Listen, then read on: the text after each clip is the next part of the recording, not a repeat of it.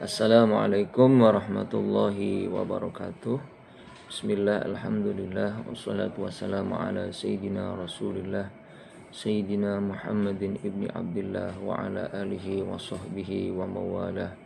Wa la hawla wa la quwata illa billah. Qul subhanaka la ilma lana illa ma'allamtana innaka antal alimul hakim. Rabbi syrah li sadri wa yassir li amri wahlul 'uqdatam min lisani yafqahu qawli bi rahmatika ya arhamar rahimin. Amma ba'du. Yang saya hormati panjenenganipun dosen pengampu mata kuliah Genealogi Islam Dr. Abdul Basit Junaidi MAG. Juga tidak lupa teman-teman semua yang saya banggakan. Dalam video singkat ini izinkanlah kami memaparkan ringkasan komprehensif mengenai sosok ulama sufi, pendidik dan mursyid agung asal Surabaya, yaitu panjenenganipun Romo Ki Haji Ahmad Asrori Al-Ishaqi. Tentu sangat banyak kalau membahas tentang beliau, namun melalui yang akan kami sampaikan dalam video singkat ini, yaitu melalui sudut pandang genealogi, biologis, spiritual dan intelektual beliau, sehingga kita dapat memahami bagaimana konstruksi pemikiran dan kontribusi nyata beliau yang mengakar kuat dalam dinamika Islam tradisional di Indonesia ini. Secara historis, Romo Ki Haji Ahmad Asrori Al-Ishaqi lahir pada tanggal 17 Agustus 1951 di lingkungan Pondok Pesantren Darul Ubudiyah Raudhatul Muta'alimin, Jatipurwo, Surabaya. Beliau merupakan putra yang ke-8 dari 11 bersaudara dari pasangan ulama karismatik Syekhul Qudwah Romo Ki Haji Muhammad Utsman bin Nabi Al-Ishaqi dan ibunya Hajah Siti Komariah binti Munaji. Sejak dalam kandungan atau sejak masa kandungan, ibunda beliau telah merasakan ketenangan luar biasa yang mendorong semangat riyadhah dan mujahadah. Hal ini tentu sebuah pertanda batiniah akan lahirnya seorang kekasih Allah Subhanahu wa ta'ala.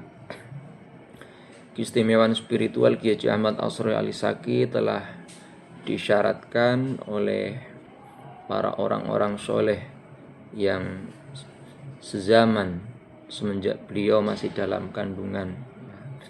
Saat usia kandungan mencapai 7 bulan, seorang yang soleh atau seorang terkenal dengan kewaliannya yang kita kenal dengan Gus Put.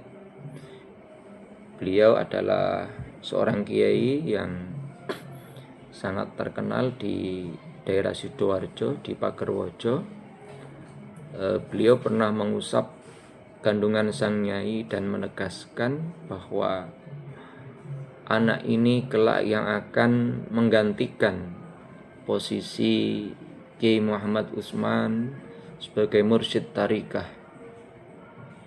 Isyarat serupa ini juga datang dari Kiai Haji Abdul Hamid Magelang dan juga Habib Ali bin Hussein Al-Atos Bungur Besar Jakarta, yang secara spesifik melingkari nama Ahmad Asrori muda sebagai penerus sah estafet kemursyidan.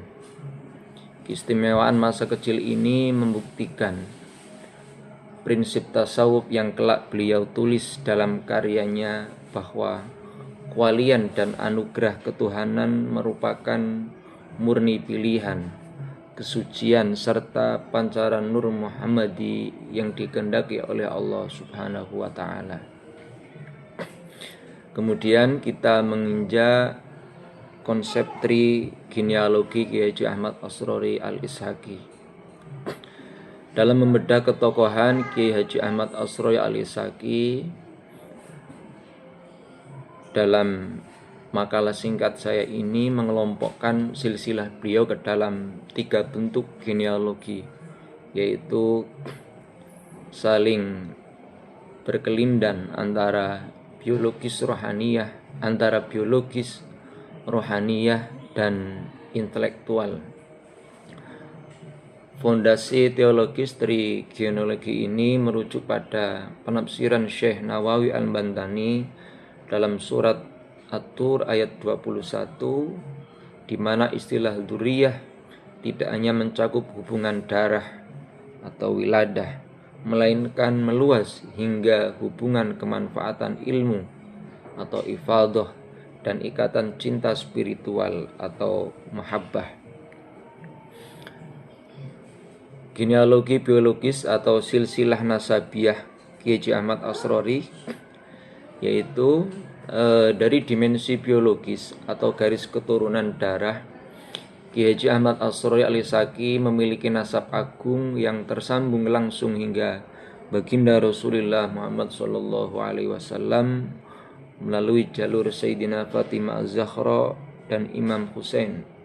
Jika dari ke atas, silsilah beliau melewati figur-figur kunci penyebar Islam di Nusantara, di antaranya yaitu Sunan Prapen dan pendiri kerajaan Giri Kedaton yaitu Syekh Muhammad Ainul Yakin, atau yang akrab kita kenal dengan sebutan Mbah Sunan Giri bin Syekh Maulana Ishaq. Secara matematis Kiai Haji Ahmad Asrori Al-Ishaqi merupakan cucu generasi ke-16 dari Syekh Maulana Ishaq, sekaligus cucu ke-38 dari baginda Nabi besar Muhammad SAW, di mana pengakuan nasab Ahlul Bait ini juga dikonfirmasi secara spiritual dan lisan oleh panjenenganipun Habib Ali bin Husain Al-Attas Jakarta kepada ayahandanya yaitu Syekh Muhammad Utsman Al-Ishaqi. Kemudian secara genealogi tarikat atau silsilah ruhaniyah, sebagai tokoh sufi, Kiai Ahmad Asrori Al-Ishaqi memegang mandat resmi kemursidan ke-6 dari silsilah tarikat Al-Qadiriyah wa Naqsabandiyah Al-Utsmaniyah, atau yang kita sering dengar dengan istilah TKN Al-Utsmaniyah. Mandat ini dibeat secara langsung dan resmi oleh sang ayah yang sekaligus guru ruhaniyahnya, yaitu Syekh Muhammad Utsman Al-Ishaqi pada hari Senin Pon tanggal 17 Ramadan tahun 1398 Hijriah atau 21 Agustus 1978 Masehi. Silsilah spiritual ini menyambung kepada Kiai Haji Muhammad Romli Tamim Rejoso Jombang, Kiai Haji Muhammad Khalil Rejoso, kemudian ke atas lagi Kiai Haji Ahmad Hasbillah Madura, hingga bermuara pada pendiri Thariqah Qadiriyah Naqsabandiyah yaitu Syekh Ahmad Khatib As-Sambasi, lalu terus menyambung melalui Sultanul Auliya Sayyidina Syekh Abdul Qadir Al-Jilani, Imam Ja'far As-Shadiq, Sayyidina Ali bin Abi Thalib, dan kepada Nabi besar Muhammad sallallahu alaihi wasallam. Kemudian dalam genealogi keilmuan atau dalam hal ilmu dan pengetahuan, pengembaraan intelektual Kiai Ahmad Asrori mencerminkan tradisi pesantren salaf, tradisi yang dinamis. Beliau berpindah dari satu pesantren ke pesantren lain demi mengharapkan keberkahan dan kedalaman ilmu.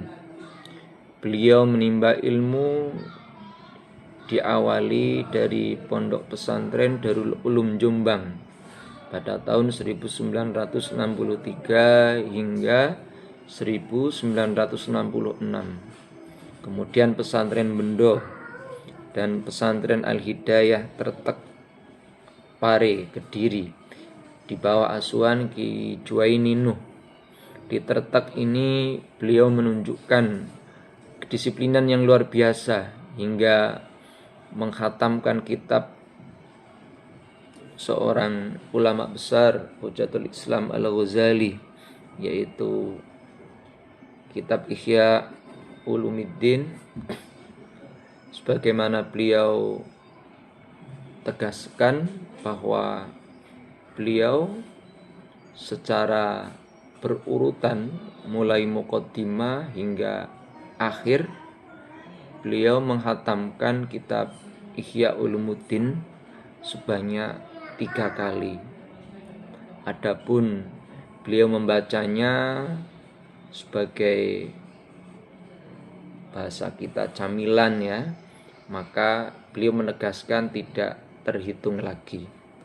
Tentu ini membuktikan betapa kecintaannya beliau Romo Ki Haji Ahmad As-Sori terhadap Hujatul Islam Al-Ghazali. Silsilah transmisi kitab Ihya ini tersambung melalui 2 jalur utama.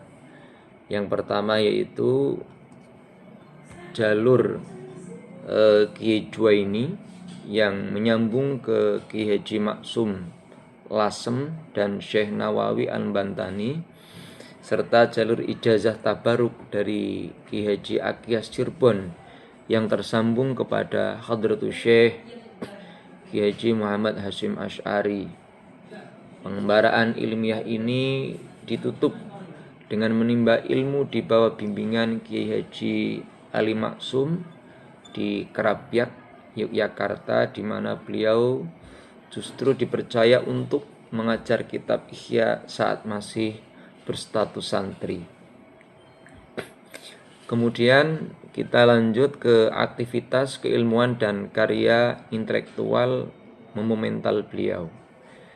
Ki Haji Ahmad As-Sori Alisaki bukan sekedar seorang praktisi tarekat yang mengisolasi diri, melainkan sosok intelektual sufi yang sangat produktif dan responsif terhadap dinamika problematika umat.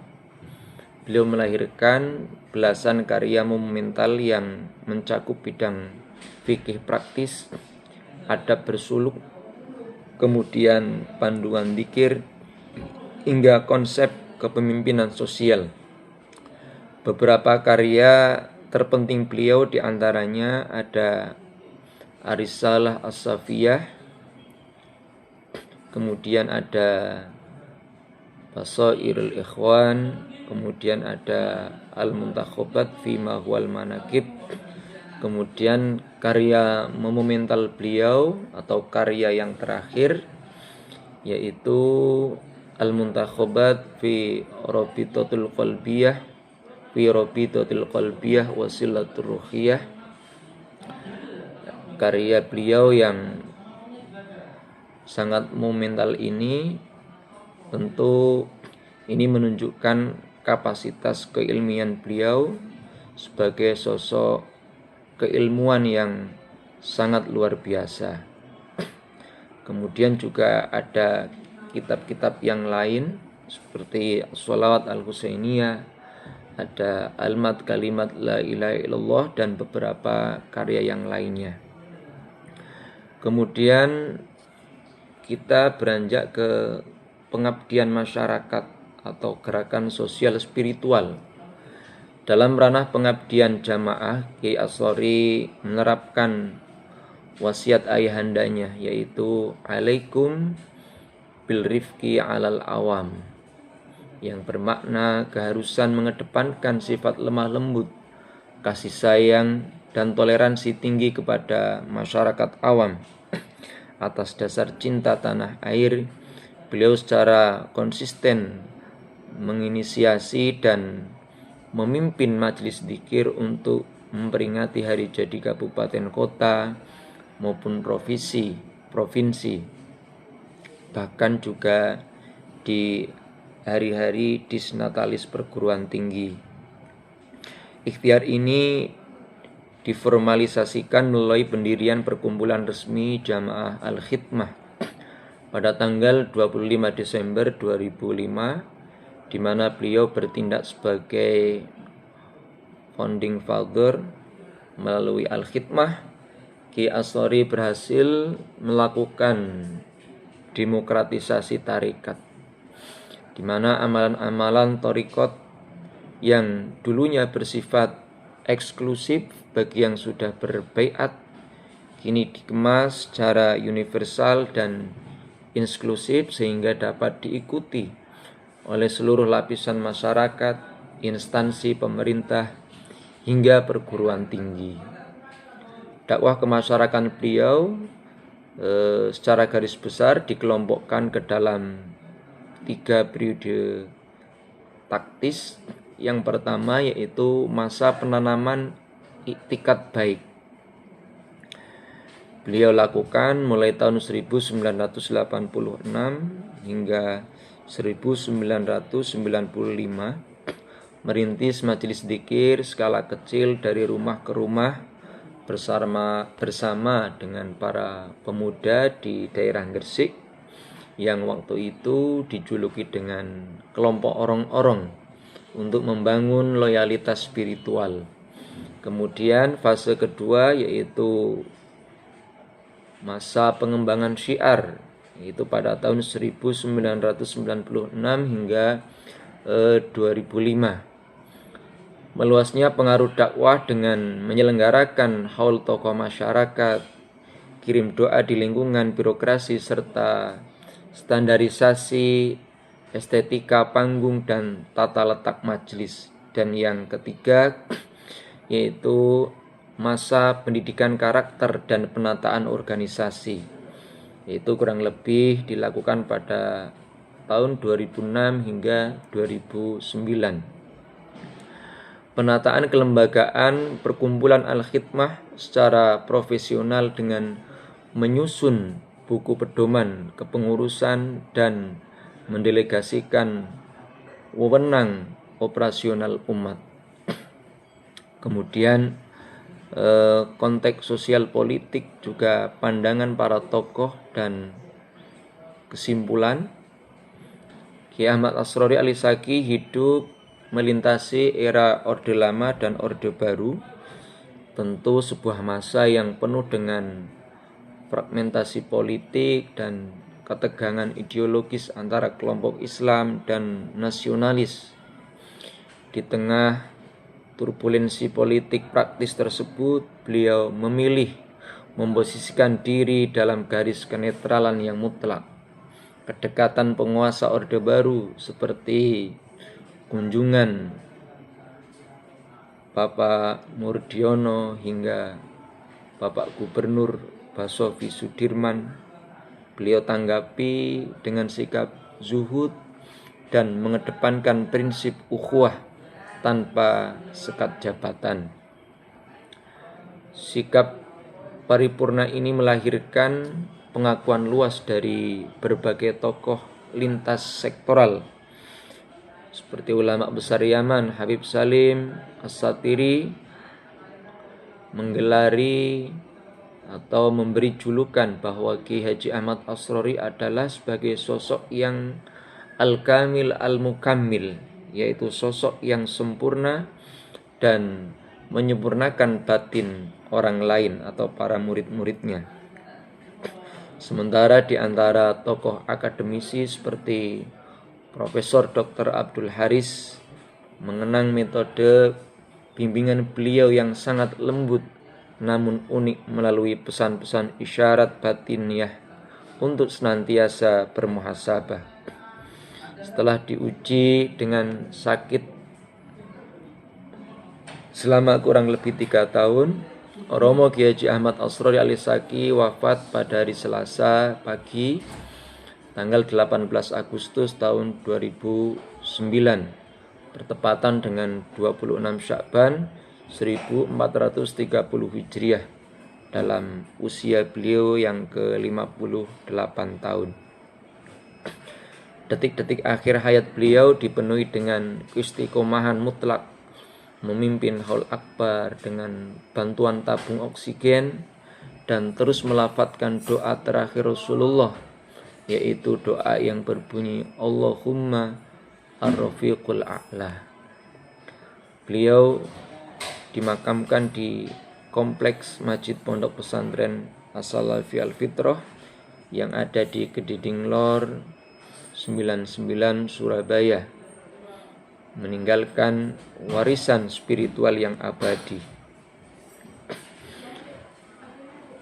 Dari semua yang telah saya paparkan, maka bisa disimpulkan bahwa Romo Kiai Haji Ahmad Asrori Alisaki adalah representasi utuh dari harmoni antara kemuliaan nasab biologis, legalitas spiritual tarekat, dan otoritas keilmuan pesantren melalui pendekatan tasawuf inklusif, karya tulis yang responsif, serta netralitas sosiopolitik. Beliau berhasil mentransformasi spiritualitas esoterik tarekat menjadi gerakan sosial yang membawa kedamaian, persatuan, dan maslahat bagi keutuhan umat dan bangsa Indonesia. Mungkin itu yang bisa saya sampaikan. Terima kasih atas perhatiannya. Kurang lebihnya mohon maaf manakala ada kesalahan ataupun tutur kata yang kurang berkenan. Sekali lagi mudah-mudahan kita semua mendapatkan keberkahan dari beliau, amin amin ya rabbal alamin. Sekian, hadanallahu wa iyyakum. Assalamualaikum warahmatullahi wabarakatuh.